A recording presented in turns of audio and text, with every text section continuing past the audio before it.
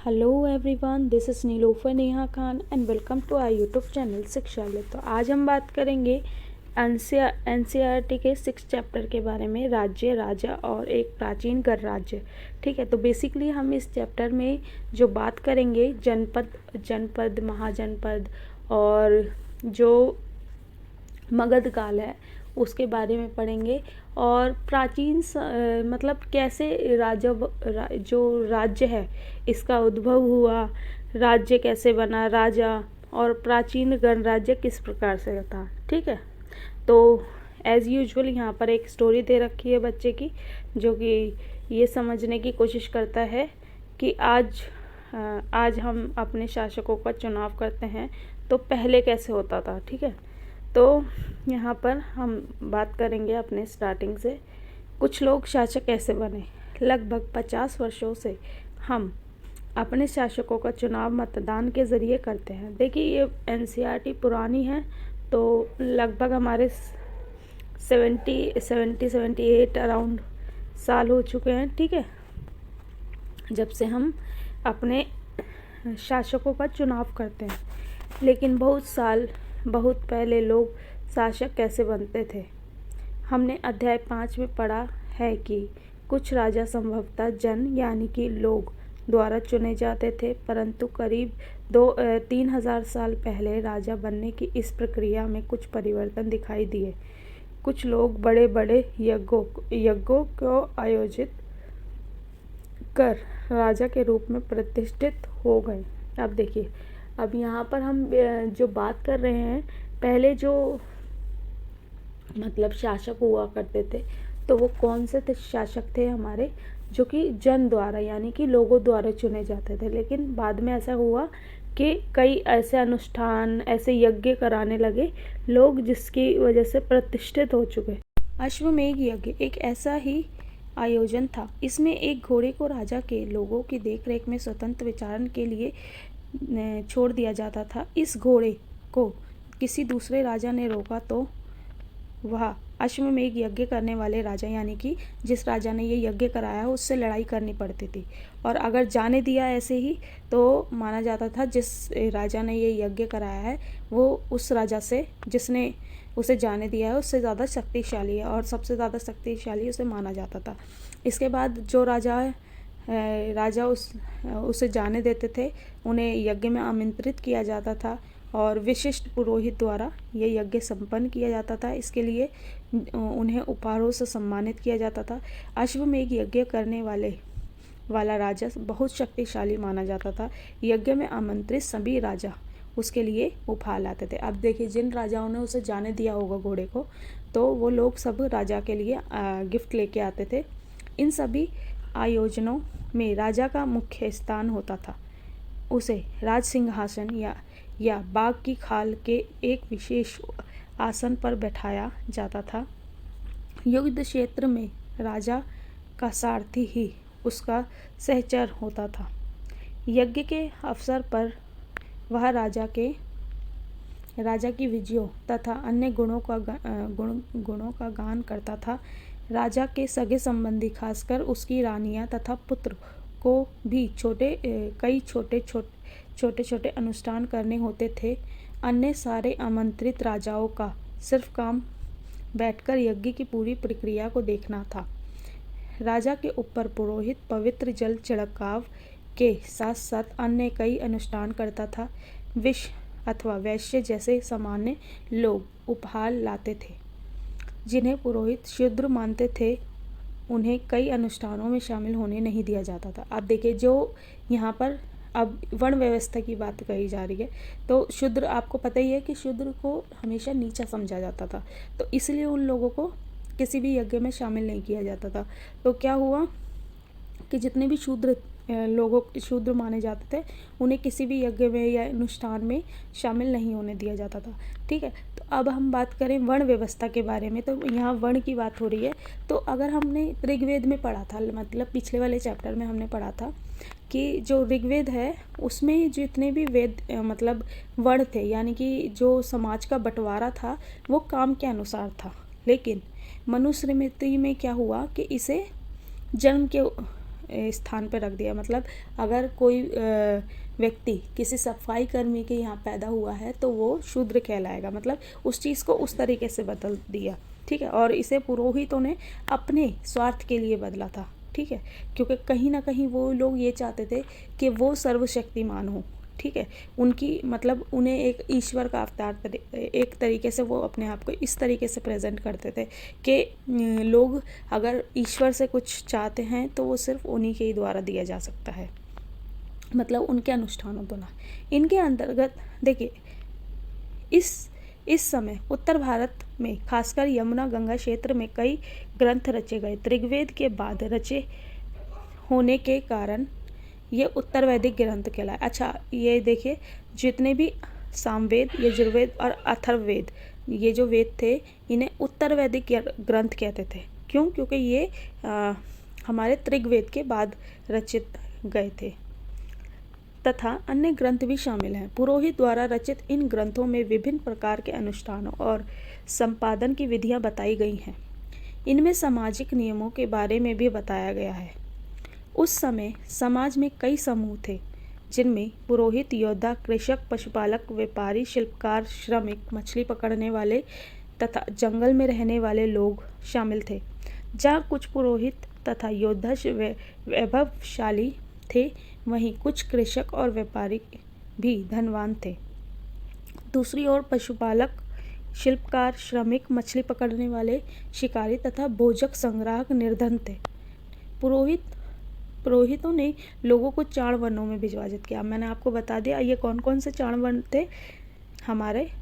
पहला ब्राह्मण वर्ग, दूसरा क्षत्रिय, तीसरा आपका वैश्य, चौथा आपका शूद्र, ठीक है। तो सबसे ज़्यादा जो निचला माना जाता था वो शूद्र था।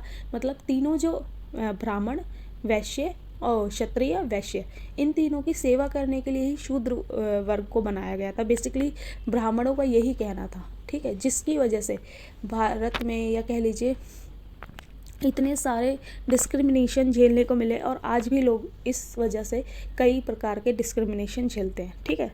लेकिन आज स्थितियाँ बहुत हद तक नॉर्मल है। लेकिन अगर आप अभी भी कहीं गांव साइड या फिर कहीं ऐसी जगह जाएंगे तो आज भी कुछ ना कुछ तरीके से आपको ऐसी चीज़ें देखने को मिल ही जाती हैं। उनके अनुसार प्रत्येक वर्ण के अलग अलग कार्य निर्धारित थे। पहला वर्ण ब्राह्मणों का था। उनका काम वेदों का अध्ययन, अध्यापन और यज्ञ करना था, जिसके लिए उन्हें उपहार मिलता था। दूसरा वर्ण था शासकों का, जिन्हें क्षत्रिय कहा जाता था। उनका काम युद्ध करना, लोगों की रक्षा करना। तीसरे स्थान पर विष यानी कि वैश्य थे। इनमें कृषक, पशुपालक और व्यापारी आते थे। क्षत्रिय और वैश्य दोनों को ही यज्ञ करने का अधिकार था। अब देखिए, क्षत्रिय और वैश्य दोनों को ही यज्ञ करने का अधिकार प्राप्त था। वर्णों में अंतिम स्थान शूद्रों का था।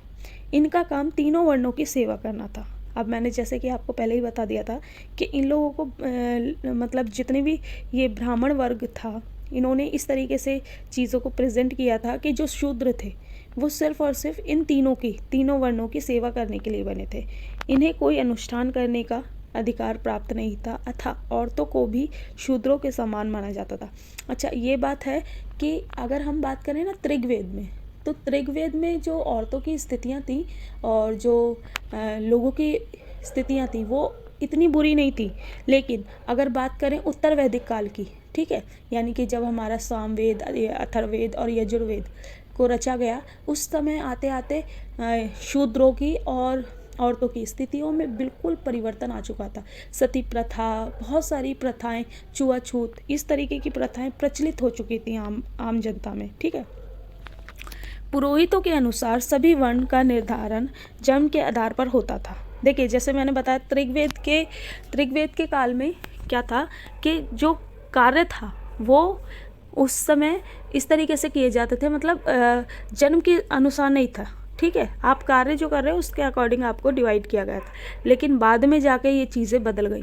बाद में ये चीज़ें क्या हुई कि आपको जन्म के स्थान पर मान लिया, मतलब जिन माता पिता की संतान जो ब्राह्मण होंगे उनकी संतान ब्राह्मण ही कहलाएगी, और जो अछूत के घर में पैदा होंगे यानी कि जैसे कि शूद्रों की बात करें तो उन्हें अछूत ही कहा जाएगा। मतलब जो डिस्क्रिमिनेशन था वो अब जाकर चेंज होने वाला था, मतलब अब एक अलग ही लेवल पे इससे पहुंचने वाला था।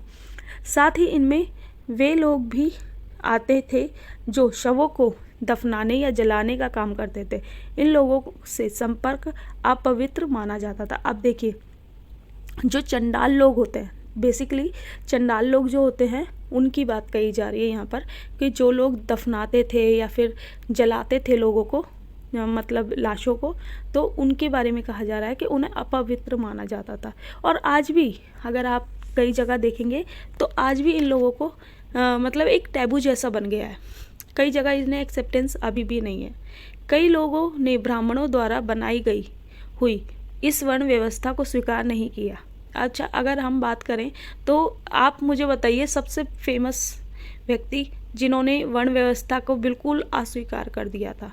मेरे हिसाब से आप लोगों के जहन में ये बात आई चुकी होगी कि मैं भीमराव अंबेडकर की बात कर रही हूँ।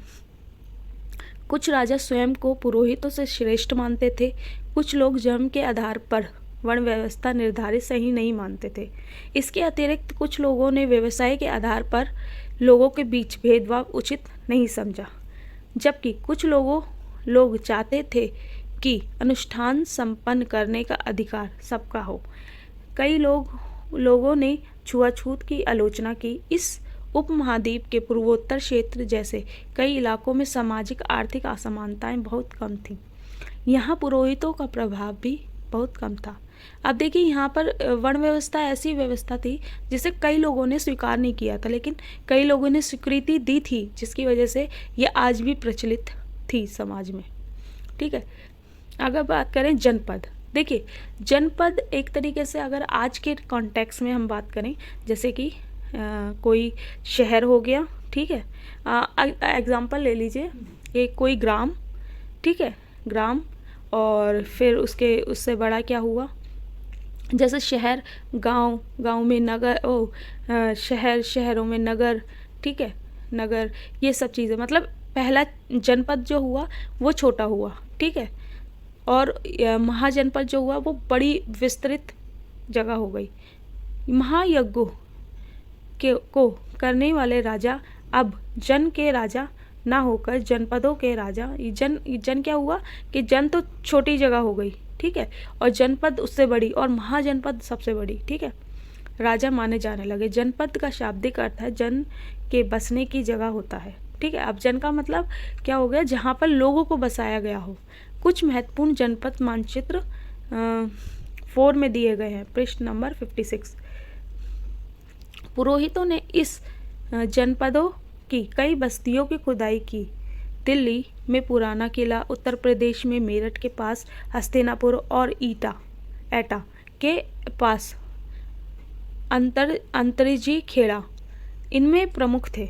देखिए, अगर हम बात करें, जो ये जितने भी नाम आए आपका, दिल्ली, उत्तर प्रदेश, हस्तिनापुर, एटा, अंतरजी खेड़ा, ये जितने भी नाम आए इन्हें नोट डाउन कर लीजिए। ये जो पहली जनपद बस्तियां थी ये उनके नाम है, ठीक है। और अगर आप अपना सब्जेक्ट तैयार कर रहे हैं तो बेसिकली आपको इन चीज़ों का ध्यान रखना होगा। खुदाई से पता चलता है कि लोग झोपड़ियों में रहते थे और मवेशियों तथा अन्य जानवरों को पालते थे। वे चावल, गेहूं, धान, जौ, दालें, गन्ना, तिल तथा सरसों जैसी फसलें उगाते थे, ठीक है। तो ये पता चल गया आपको। चित्रित धूसर पात्र, इस तरह के पात्रों को ज़्यादातर थलियाँ, कटोरियाँ ही मिली हैं। ये पात्र बहुत ही पतली सतह के, सुंदर और चिकने हैं। शायद इनका प्रयोग खास मौक़ों पर महत्वपूर्ण लोगों को भोजन परोसने के लिए किया जाता होगा। आप इसे देख ही सकते हैं।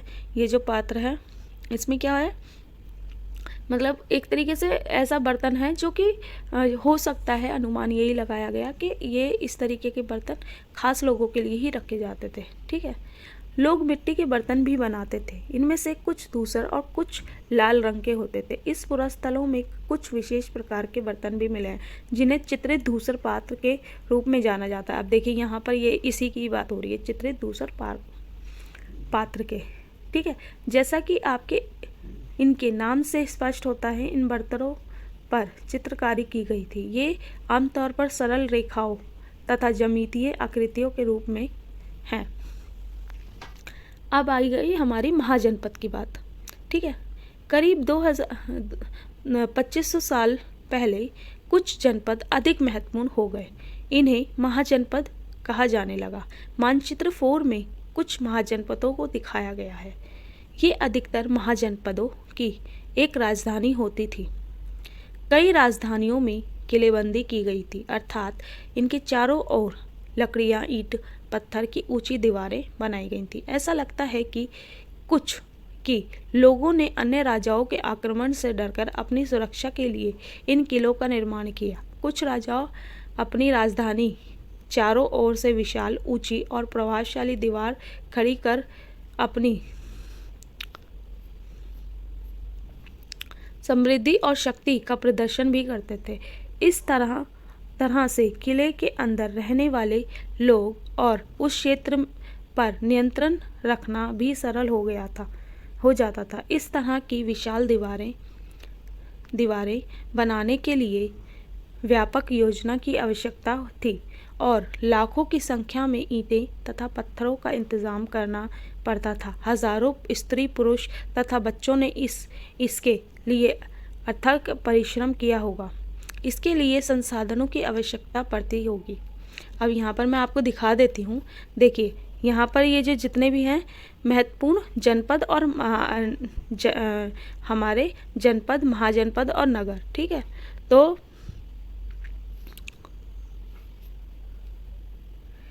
देखिए यहाँ पर ये हस्तिनापुर, कौशाम्बी, ठीक है, और ये आपका उज्जैन, अवंती, ठीक है, ये सारी चीज़ें दे रखी हैं। अब राजा सेना रखने लगे थे। अभी तक हमने पढ़ा था ऋग्वेद में, जब हमने पढ़ा था, यानी कि वैदिक काल की बात कर रही हूँ, तो उस समय जो राजा थे वो सेना नहीं रखते थे।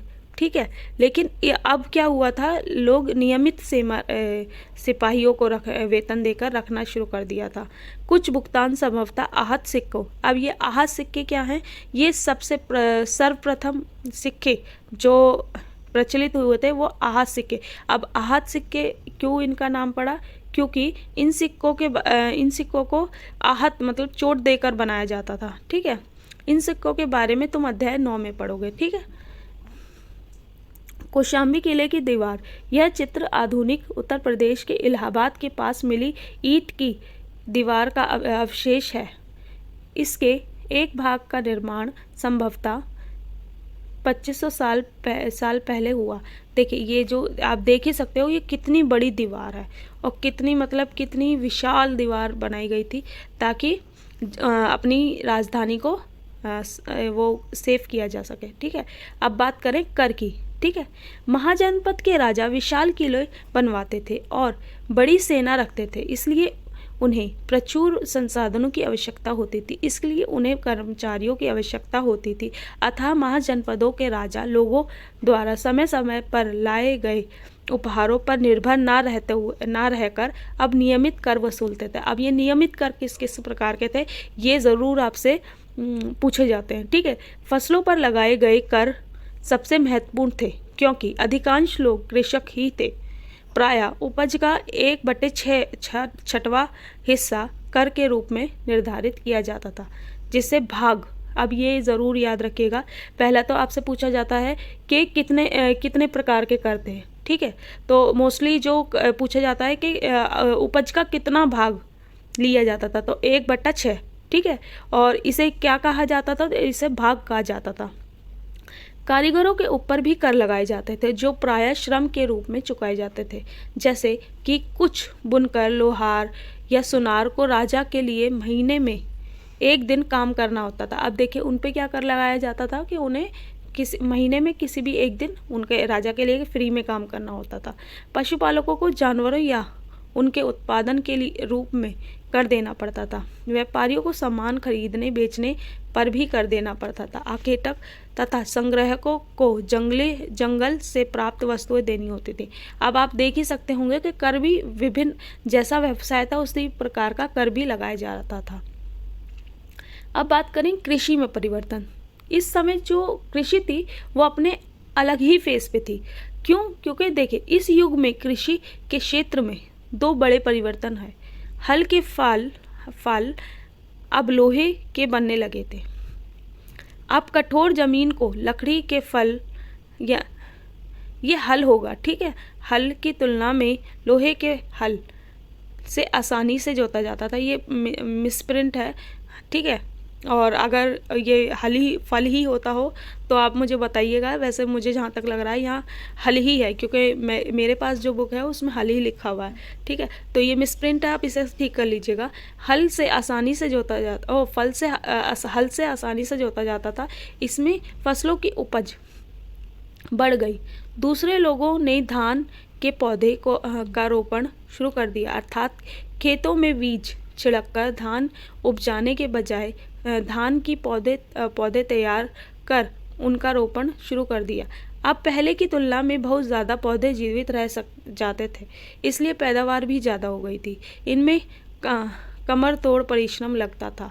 ये काम ज़्यादातर दास दासी और भूमिहीन खेतिहार मजदूर कमकर करते थे। अब देखिए, जितने भी दास दासियाँ थीं वो क्या करते थे, वो अपने मालिकों की ज़मीन पर खेतियाँ करते थे, ठीक है। सूक्ष्म निरीक्षण। अब बात कर रहे हैं मगध की, जो कि बाद में कितना विशाल साम्राज्य बने, ये हम सभी जानते हैं, ठीक है। मगध, ठीक है। लगभग 200 सालों के भीतर मगध सबसे महत्वपूर्ण जनपद बन गया। गंगा और सोन नदियाँ मगध से होकर बहती थीं। यातायात, जल वितरण और ज़मीन को उपजाऊ बनाने के लिए बहुत महत्वपूर्ण थी। मगध का एक हिस्सा जंगलों से भरा हुआ था। इस जंगल में रहने वाले हाथियों को पकड़कर और उन्हें प्रशिक्षित कर सेना के काम में लाया जाता था। यही नहीं, जंगलों में घर, गाड़ियाँ तथा रथ बनाने के लिए लकड़ी मिलती थी। इसके अलावा इस क्षेत्र में लोहे अयस्क की खदानें थीं। मजबूत औजार और हथियार बनाने के लिए बहुत उपयोगी थे। अब देखिए, यहाँ पर मगध जो साम्राज्य था वो इतना ज़्यादा विशाल क्यों हुआ? क्योंकि प्राकृतिक रूप से ये ज़्यादातर बहुत ज़्यादा समृद्ध था, क्योंकि दोनों तरफ से कौन कौन सी नदियाँ, गंगा और सोन नदियाँ इसे घेरे हुए थी, ठीक है। या जल का वितरण अच्छा था, उपजाऊ जमीन थी। दूसरी तरफ एक हिस्सा पूरा जंगलों ने घेर रखा था, जिससे कि प्राकृतिक रूप से सुरक्षा हो सकती थी, ठीक है। और कई प्रकार के लोहे अयस्क, हर तरीके की खदानें यहाँ पर मौजूद थी। मगध में दो बहुत ही शक्तिशाली शासक बिंबिसार और तथा अजातशत्रु यानी कि हुए। अन्य जनपदों को जीतने के लिए ये हर संभव साधन अपनाते थे। महापद्मनंद एक महत्वपूर्ण शासक थे।